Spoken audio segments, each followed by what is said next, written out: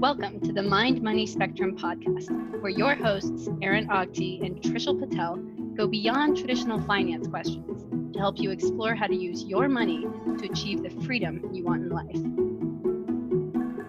In this episode, Trishul and Aaron explore some of their personal philosophies when it comes to money and happiness. They share specific examples of how they have made intentional life decisions with their happiness in mind. Some are big, bold pursuits, while others are smaller illustrations of their individual values. In the end, it's the little things and the non-monetary goals they chose to pursue that end up making the biggest difference. And now, on to our conversation. Hi, my name is Aaron Agti. I'm a financial advisor in the Bay Area, and I'm here with Trishul Patel, a wealth manager on the East Coast. Hi, Aaron. Great to be here again today, and thanks everybody for listening. Great. So last time we were talking about the idea, the adage that money doesn't buy happiness, and we explored it a little bit, and we had good pros and cons and kind of what to look for. Today, we're going to start to get a little anecdotal and share stories of what we have done in our lives to kind of eat our own cooking, to follow our own advice, and to pursue this idea of what can we do in our own lives to be happier. So, Trishul, do you want to start off? What was one of the things that you have consciously implemented, whether it's a small thing or a big thing, to pursue a greater happiness? And then we'll get into kind of other bigger lifestyle changes. For me, the biggest thing that comes to my mind is the notion that if you delay gratification with spending, you can create a machine that provides sustainable sources of income and growth in wealth in the future. So that's something that I've internalized early on and something that I've been working towards and kind of living for basically my entire professional career, going back 15, 20 or so years. And I think it began with the idea that just looking at the numbers, if you save $1 and you set that aside for future growth, it can, with, as we mentioned in the past, taking the average stock market return over long histories, a conservative estimate might be 7%, meaning that dollar will double every 10 years or so. So that dollar goes from 1 to 2 after 10 years, from 2 to 4 after another 10 years, and then 4 to 8, and then 8 to 16. So basically, what that told me is, well, the more dollars I have, the more 16s I'll have later on. That's more than a 10x, even after factoring in taxes and some fees along the way. And with that 10x, you can even take out a bit every year, and that 10x will still remain a 10x. So what I've focused on is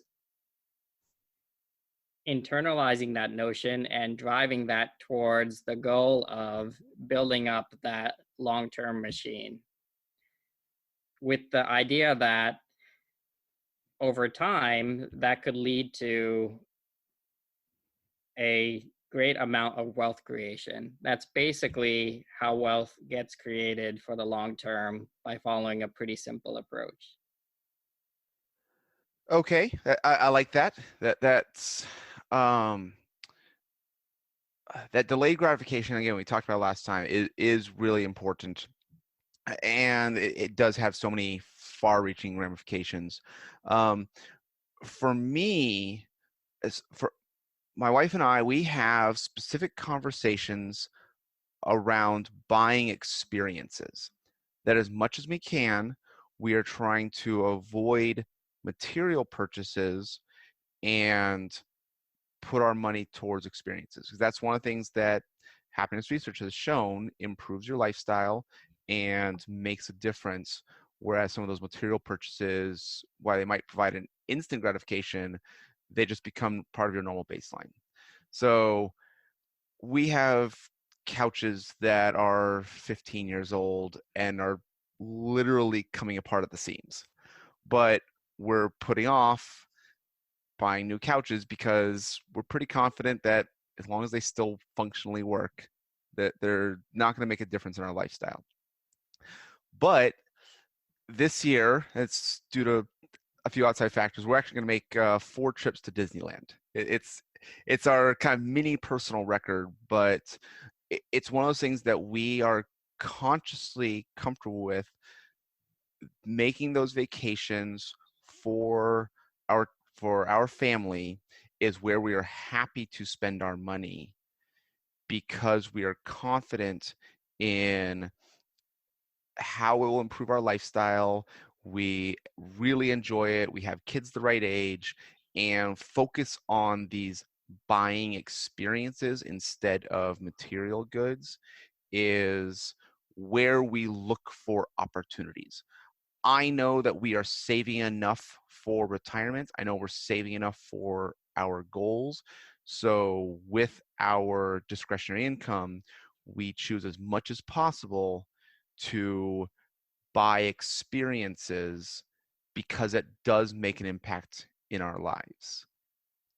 Trishul, do you have any examples of looking to buy experiences instead of making a material purchase? With experience, you get something that creates a memory, but it doesn't create something physical that you can hold. Nevertheless, as you said, it provides a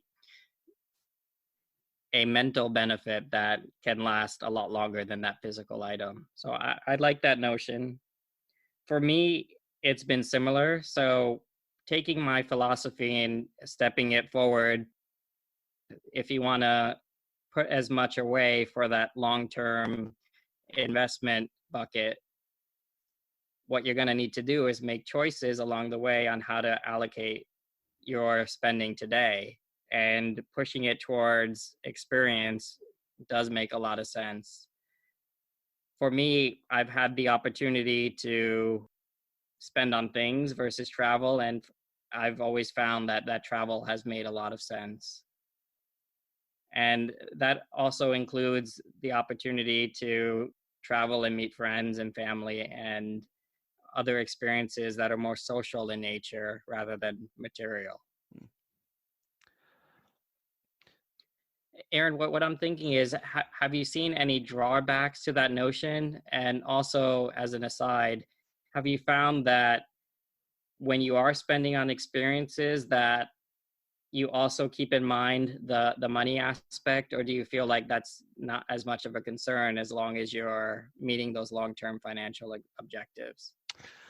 Okay, so that's a great question, and I think it makes sense to expand a little more. So I live in the Bay Area, but I went to UCLA, and I have many friends in Southern California, and my wife's brother has moved to Southern California. So every trip to Disneyland actually adds either 1 or 2 days at the beginning or end where we're going to see friends and family that don't live in the same area that we do, that we only get to see them once or twice a year. So adding the social component, I think, is really important, and it's one of the reasons why we do choose that. Kind of Disneyland might be our proxy for making a trip to the LA Orange County area to see friends and family they won't usually see. We don't really go other places. In terms of kind of what we buy at Disneyland, we are very consciously shopping tickets. We're looking for discounts when we can.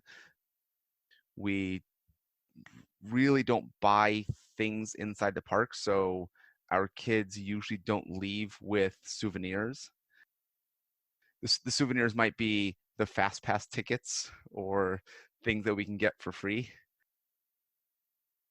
And we'll do things like spend $5 at Target before we go to get 100 glow sticks. And when it starts to get dark, we start cracking the glow sticks. We have so many that we're handing them out to other kids around us. And I like that. That's very cool. we love doing this. And if you go and see the kids at once it gets dark, the things that light up, they look awesome. They look fun, and they cost $30 to $50. And what we've been teaching our kids is, no, you don't get the $30 toy. We'll go to Target, we spend $5 beforehand, and because we have so many extra, we're giving them away. And the teaching our kids to give something away is another specific conscious decision related to happiness and well-being that we think, like you talked about the delayed gratification and whether it's learnable, we think that we can teach our kids that they will be happier by giving away and creating that happiness in others as well. So we make lots of trips, so kind of the travel costs tend not to phase us. We make sure that we never do the park hopper tickets because those are more expensive. We do, usually it's 2-day, one park per day. So we'll go to Disneyland first one day and then California Adventure the next day, because we know that just the time it takes to walk from one park to the other is not worth spending extra money on the park hopper ticket. That's just one of those discounts that they offer, and we plan our day accordingly. That there's so much to do in each individual park that we're not worried about missing out on something in the other park. We can wait till the next day for that. So looking for those kind of discounts when we can. The cost of the travel doesn't phase us. We tend to be very, very conscious of where we stay. When we can, we try to stay with friends and family. When we isn't feasible, we're looking for the cheapest hotel. We prefer to stay close because we want to walk. And so now we're prioritizing sleep over kind of driving to the park and parking. So we consciously think about sleep is related to health, and having the kids get a good night's sleep makes them happier. And if they're not breaking down and throwing temper tantrums, we're happier as well. So we prioritize sleep and travel over amenities. We tend not to go for the higher end hotels. We have done it once, but it was a special occasion related to other family. I don't know that we'll do it again. And so we look for these extra things. So the buying experiences, we choose Southern California because we want to spend time with friends and family that we can see down there. We're looking at giving and trying to teach that to our kids. And these are all things that have come out of happiness research. And that's where we look for opportunities to spend our money is going to be in these areas. And if it's a material good, if it's those toys and souvenirs or the hotel amenities, we really try to avoid it.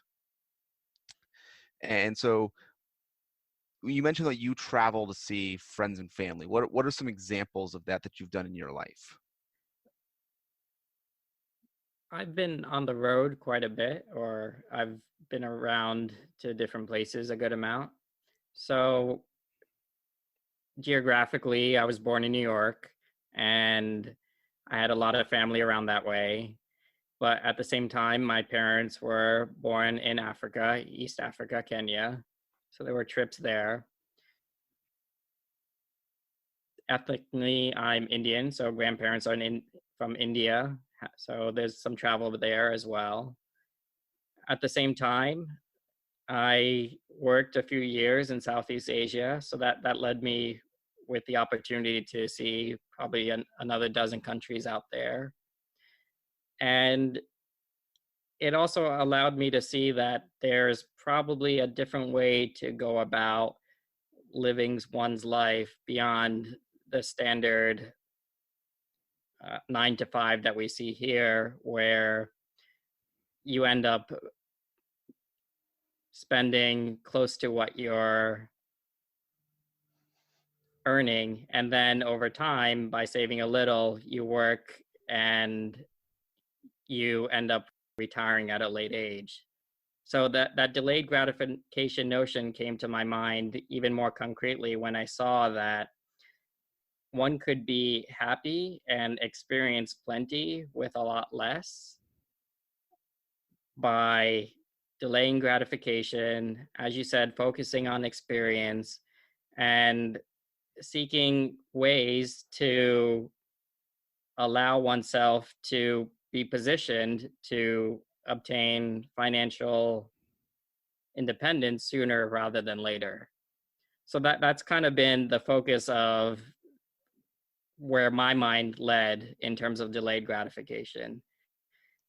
So the chain of steps is basically you only need so much to be happy. Anything above that doesn't really lead to so much more happiness. Therefore, why not invest that extra money for the long term?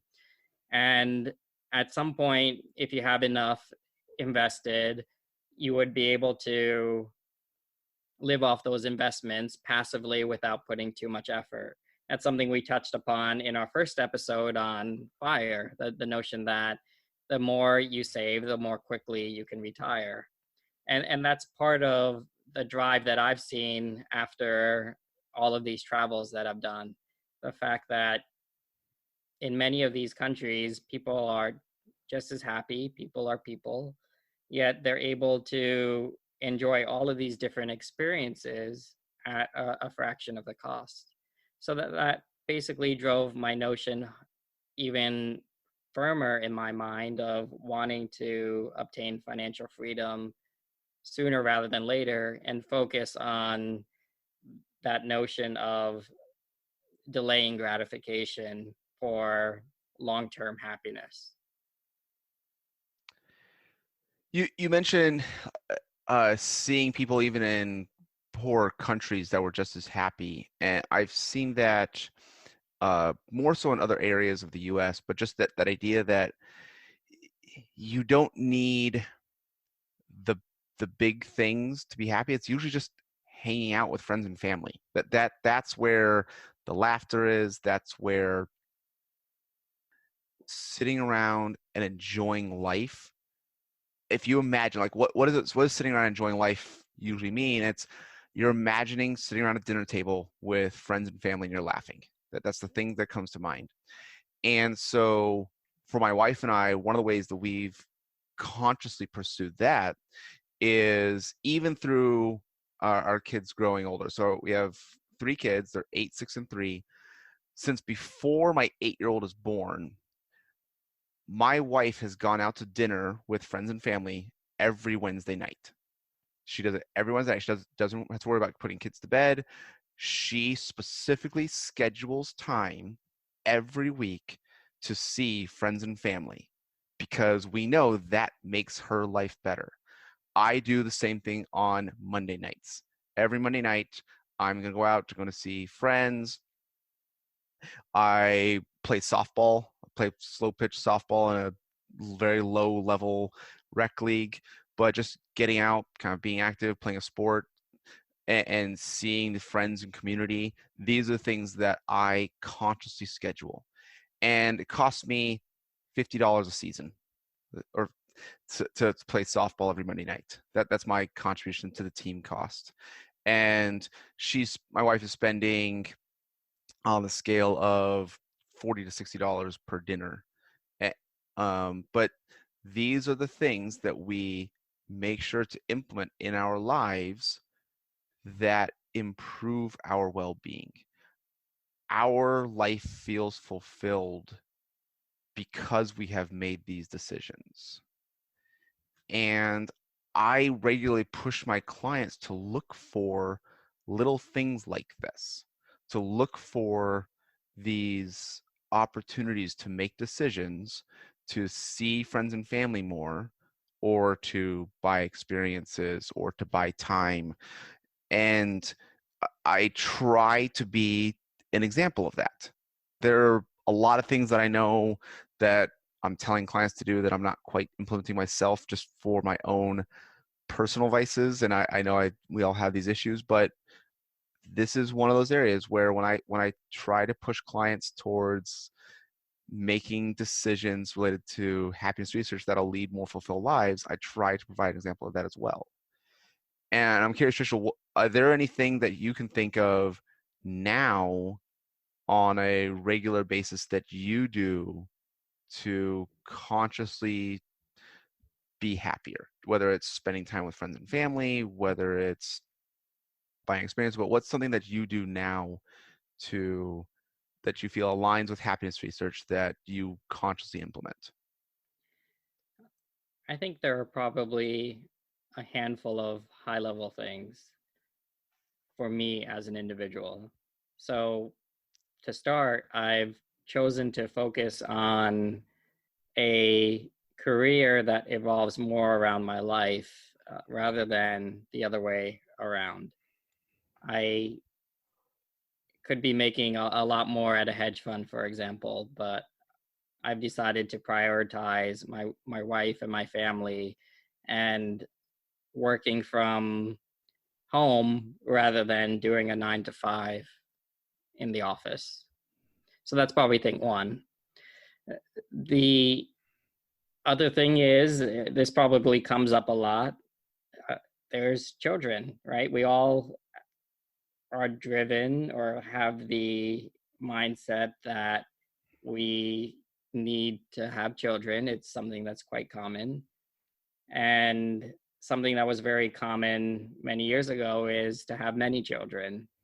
So something you may find these days is that individuals are choosing to have less children, and they're also choosing to have children later in life. And that's a conscious decision that I think reflects upon happiness. So for ourselves, we've chosen to have one child so far, and that's, at a decision of basically having many versus one. We for now we feel one is good. And there's some research that, kind of says children may not necessarily bring happiness. In fact, if I recall correctly, the notion is that most likely children will make you less happy early on, and the happiness from children probably comes when they move out later in life. So that's something to kind of keep in mind. And also, it's my understanding that there's been some research around the notion that with families that decide to have children, their reported happiness seems to be higher. But if you look at some underlying factors that tend towards happiness, those tend to be lower. So the idea is, yeah, if you have a child, sure, you're going to say you're happy. You feel bad if you wouldn't, right? But that may not be the case. Having a child is a lot of work, and it's not always immediately fulfilling. So that's something to think about, and that's something that I've thought about in my life. But also the decision to spend as much time as I can with my daughter when she's young, and my wife at the same time while I'm able to, has been a conscious decision that basically involved me deciding to put more focus there than on a career that's lined up with getting as much money as possible. Correct me if I'm wrong, but I think I remember the same study about how having children kind of reduces your baseline happiness, but it has these spikes of joy that end up being higher than non-parents. And the closest thing they found as a comparison was drug addiction, where again, the baseline is lower, but it has these spikes of joy. And it it felt real. Like I remember reading that before we had kids, and like, okay, are we aware of what we're getting into, kind of thing. And even though I knew that, I knew I still wanted kids, and I think it actually might be due to that kind of what you're talking about, that it's later in life, maybe once they move out. But my favorite times my favorite times of the year are like Thanksgiving and Christmas, where you have siblings getting around with parents and their kids, and you're getting just 30 people in a house. Those are genuinely my happiest times of the year, is getting together with extended family and just hanging out with them. And so part of the reason I wanted to have 3 kids was to have that bigger family down the road for those big family gatherings. And I remember reading something at the time like having more kids directly correlates with having more grandkids. And so that's just like one of those things I keep in mind of, yes, my kids are a lot of fun, but they definitely increase my day-to-day stress and anxiety. But that's my temporary pain for the long-term gratification. I'm going to spend more of my life, at least I'm trying to make healthy decisions, trying to have a long life, but I'm going to spend more of my life with them out of the house than the time that they're in the house. And so that even actually factored into my RSI decisions of when to have kids. So we started having kids in our mid-20s, and that was a conscious factor, was we want to still be young and healthy when our kids are out of the house and they start having grandkids. So we do think about those similar things as well. And yeah, it's definitely true. Kids increase your day-to-day stress and day-to-day anxiety, and they're hard. Um, and one of the things that I've found in talking to other parents is that you can start to joke about it.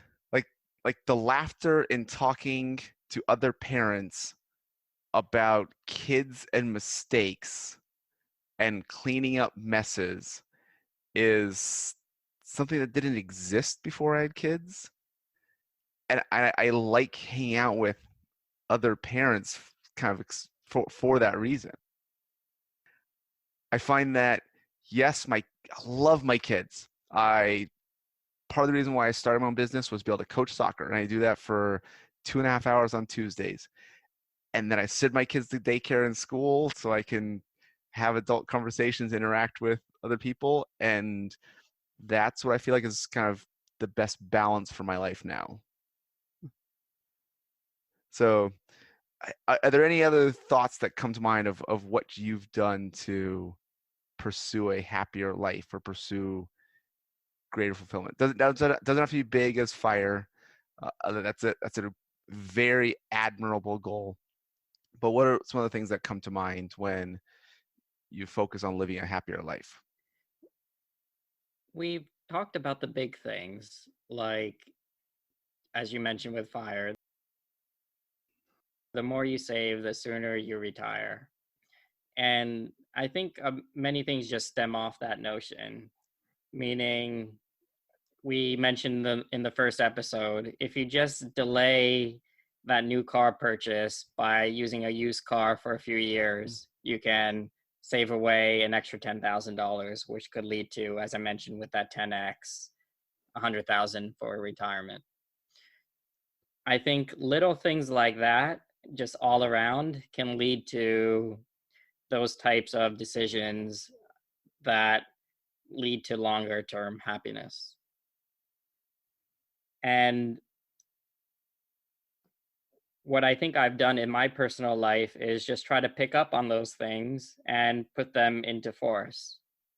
So one big part about wanting to save as much as possible is you need to keep your spending lower as well. That makes sense mathematically, meaning you need to come up with ways to use less now so that you can save more later. But the added benefit for that is when later does come, you're used to spending less. Mm. So to maximize my happiness with that high level notion, I've done many of the things that you've mentioned or we've mentioned over the course of these few episodes. And that's the notion of trying to focus on experience, focus on spending on things that are more necessary when it comes to material possessions. We just mentioned a big one, having fewer children rather than more children. Kids are expensive.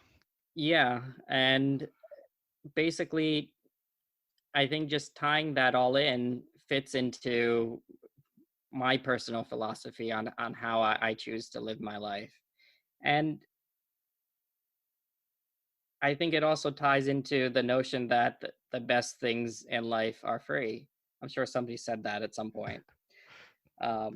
Maybe there's a song about it. It's either But a Warren Buffett or a Jimmy Buffett song. right. So one of those, what that kind of dovetails to in my life is what really matters is relationships and the network of people around you. So there was a survey from 2015 that highlights some of these. Basically, they looked at two samples, people who said they were extremely happy and everyone else. And you'll notice a similar theme. I've noticed it with myself. For example, 47% of those who are extremely happy said they thoroughly enjoy what they're currently doing. So versus 14% of everybody else.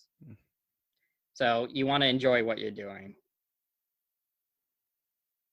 49% of people that are extremely happy said they're already pursuing their dream versus 18% of everybody else.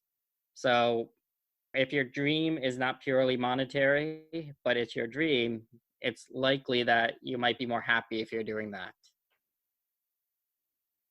A few things that we've already mentioned is 75% of those who are extremely happy said that they put a high importance on the success of their close relationship versus 49% for everybody else. So putting a high weighting on the importance of your close, intimate relationships and friends is valuable.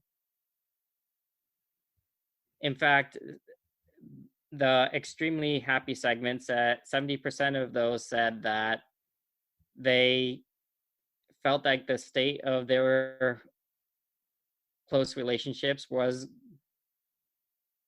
very good or great versus 48% for everybody else. So these are things that an individual could do that aren't necessarily monetarily focused, and things like that I've put forward in my life that I think have helped me to the point where I feel like I'm happy where I am right now. And you look happy. Thanks. For those listening, when we record, we use a Zoom meeting. So even though you can't see Trishul or me, I can see Trishul as he's talking. So, well, Aaron, you look happy too. Thank you. That didn't feel forced at all.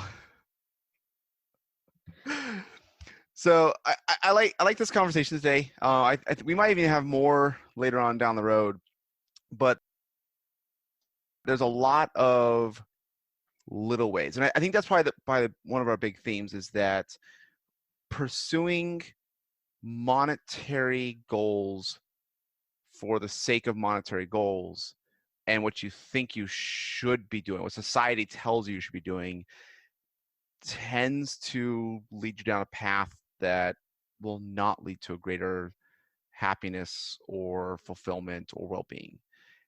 But I think that you and I have kind of looked into this a lot, and as much as we can, tried to live it as much as we can. There are probably other things that we can think about that are just little ideas that lead to just slightly better well-being and slightly better happiness if you kind of incrementally implement a lot of these little things that can lead to that much happier lifestyle. And we probably even have more to explore on a later episode, but I think that we dove pretty deep today. So any final thoughts, Trishul? I think this would be a good place to end on the notion that just little changes along the way can make a big difference. I'm sure we'll dig into the actual theory behind this. It's known as nudge theory, where behaviorally making big changes is difficult, but if you can nudge people in the right direction, or if you can nudge yourself in the right direction, you can slowly get to where you think you need to be. And that's something that we can certainly discuss, but I think it relates to the notion of happiness. If you're not happy today, but you have a thought on what you can do to get there, making those small steps would be a good way to go about it. Great. Sounds good. Well, thank you very much for the conversation today, Trishul. I really enjoyed it. Thanks, Aaron. I enjoyed it too. And thanks everybody for listening. If you like what you heard, give us a like on your podcast app. And thanks, everybody. Thank you. Bye. We appreciate you joining us today for this episode of the Mind Money Spectrum podcast. Be sure to visit mindmoneyspectrum.com to access the entire library of episodes. Remember, it's not black and white, but the wide spectrum of gray area where you get to pursue the freedoms you want in life. Opinions voiced in this material are for general information only and are not intended to provide specific advice or recommendations for any individual. All performance referenced is historical and has no guarantee of future results. All indices are unmanaged and may not be invested in directly. Have a nice day.